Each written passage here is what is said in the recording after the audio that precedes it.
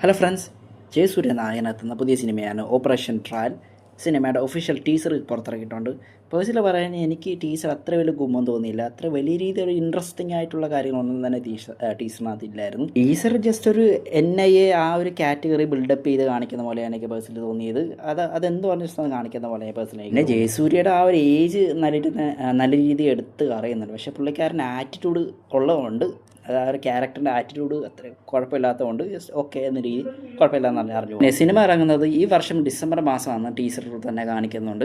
പിന്നെ ജസ്റ്റ് ഒരു ടീച്ചർ മാത്രമാണ് ജസ്റ്റ് ഒന്ന് കാണിച്ചതന്നേ ഉള്ളൂ. സിനിമ ഏത് കാറ്റഗറിയിലാണ്, സിനിമ ഏത് രീതിയിലാണ് പോകുന്നതെന്ന് കാണിച്ചതന്നേ ഉള്ളൂ. അപ്പോൾ ടീച്ചറിനെ പറ്റി നിങ്ങളുടെ അഭിപ്രായം എന്താണ്? ജസ്റ്റ് അടി കമൻറ്റ് ബോക്സ് കമൻറ്റ് ചെയ്തേക്കാം. പിന്നെ ടീച്ചർ ഇറക്കിയിട്ട് ഏകദേശം 24 മണിക്കൂറൊക്കെ കഴിഞ്ഞിട്ടുണ്ടായിരുന്നു. ഞാൻ എൻ്റെ അഭിപ്രായം ഇടാൻ വേണ്ടി മാത്രമേ താമസിച്ചത്.